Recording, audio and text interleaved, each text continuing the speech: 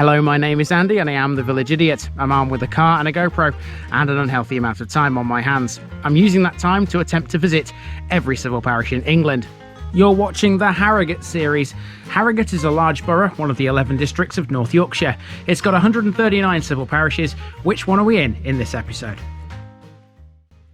Welcome back to Harrogate again, everybody. Now, in the last two episodes, you saw the Deaton twins, Kirk Deaton and North Deaton. Well, there are two other twins that are just to the north of the Deaton twins. They are the Ribston twins, and this is the first of the two.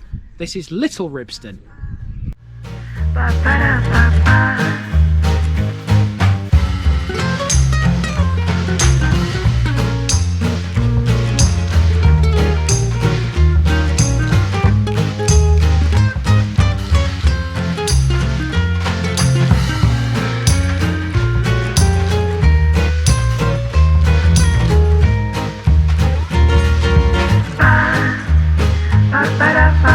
Here's my disclaimer for people who may be watching me for the first time. I say things as I would in my native accent and dialect. As a result, I may not pronounce things in the same way as the locals do. Remember, I'm a visitor. It's impossible to know everything. Leave me a comment, spin me a like and bash that subscribe button. Let's get to today's parish video.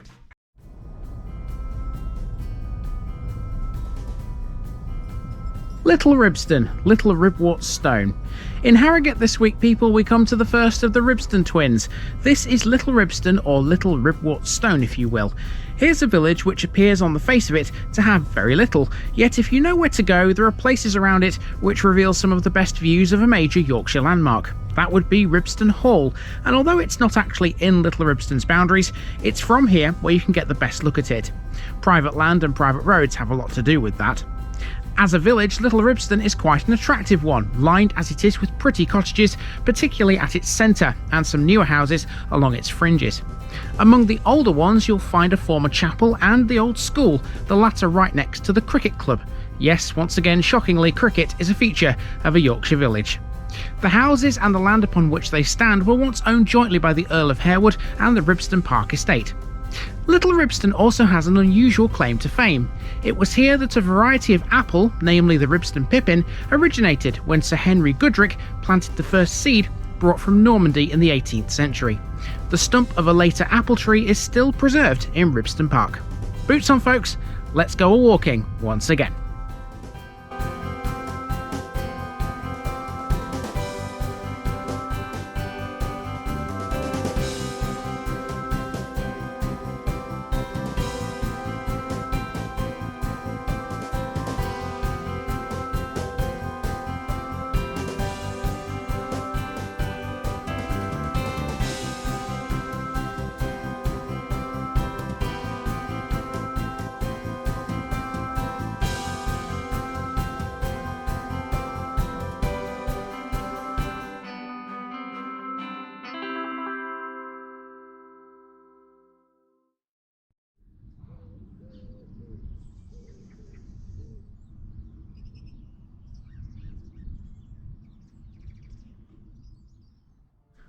We begin our walk in the southwestern corner of Little Ribston on Crimple Avenue.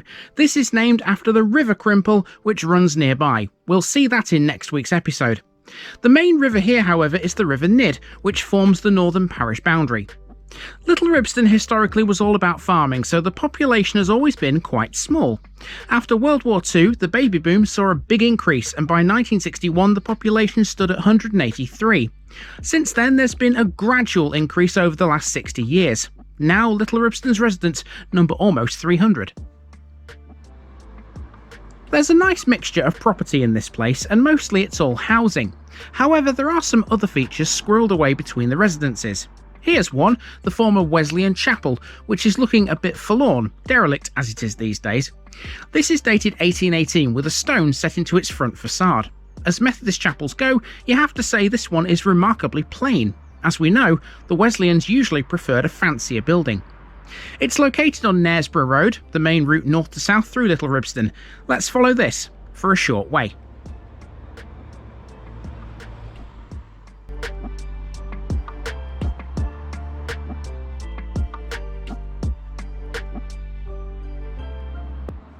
In total, Little Ribston has 65 houses within the main village cluster. In fact, since the council built 12 houses in 1950, only a few infill dwellings have been allowed.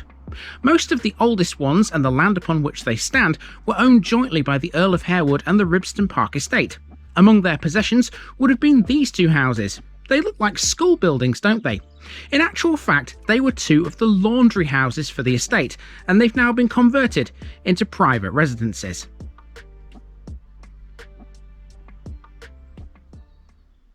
Just had to have a little bit of a chuckle to myself here, because one of these houses you can see behind me is called Doodle Cottage, and the reason that's funny is some of you are aware that I do sometimes have people with me to make these episodes, and of course one of them is my stepdaughter Lauren, and one of her pet nicknames for me is And Doodles Noodles the Third, or Doodles for short. So yeah, when I saw that I thought, wow, that'd be a nice house to live in for me, wouldn't it? Next up, we've got a bus stop. Little Ribston is served by the number 8, the same service as we met in the Deaton twins. The road through the village, by the way, was once the royal highway to Knaresborough Castle. Although it's all houses these days, there would have been several inns or licensed premises to serve travellers. None remain today. Until recently, there was a thriving blacksmith shop here, but that too has now closed. Today there are 2 farms, but most residents are employed in other professions and travel to the likes of Leeds, Harrogate and Wetherby for work. Now we've turned right and we find ourselves on a footpath, not a public one though, rather this one is permissive and crosses part of the Parkland belonging to the Ribston Park Estate.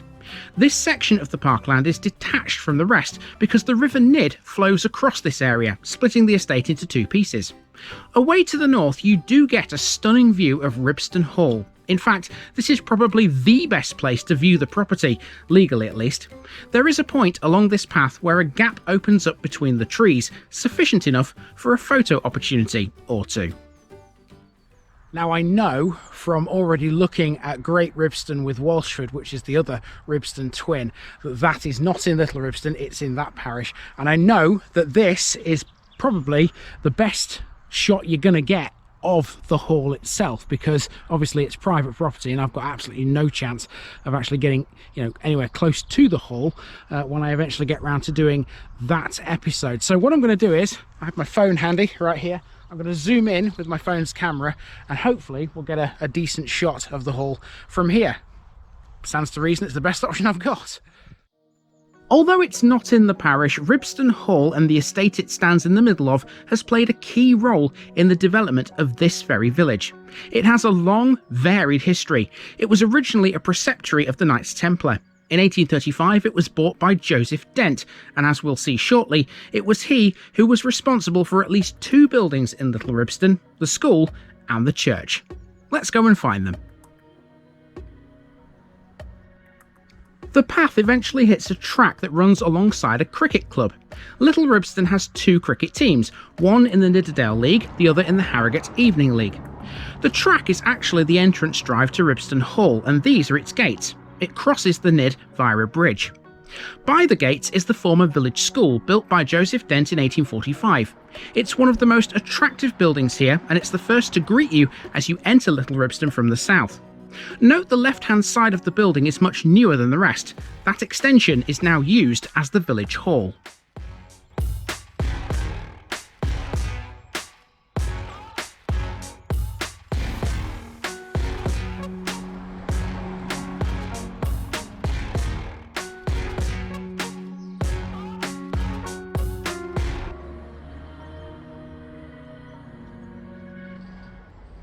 Joseph Dent was considered to be a forward-thinking landlord. As well as the school, he also made improvements to a carpenter's shop here, transforming it into a mission room in 1860.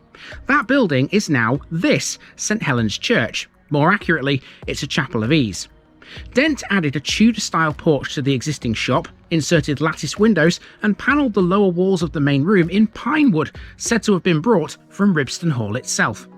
The room at the eastern end of the building was turned into a reading room and was so used for many years. Across the road we have a parish notice board. Mark off Little Ribston, folks, that's 24 down now in Harrogate. We'll be done in no time. An about turn sees us pick up a public footpath now alongside these gorgeous flower beds, and this will take us back to Crimple Avenue. The view from here isn't greatly special, but if you glance left, you get an impression of the landscape. You may note the field here has a few lumps and bumps, but if those are earthworks, they're not defined. I tell you what though, I wouldn't mind living in one of these houses who have that beautiful view every day.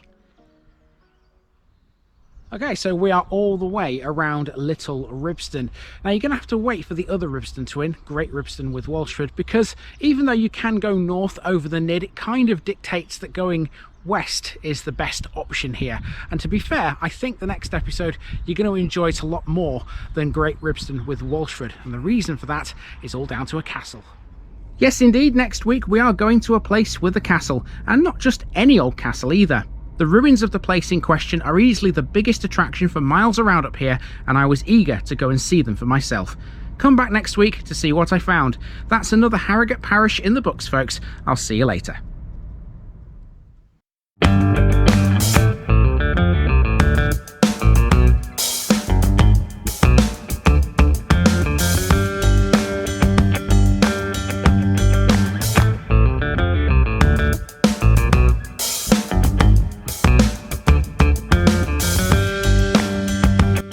Thanks for watching this video, folks.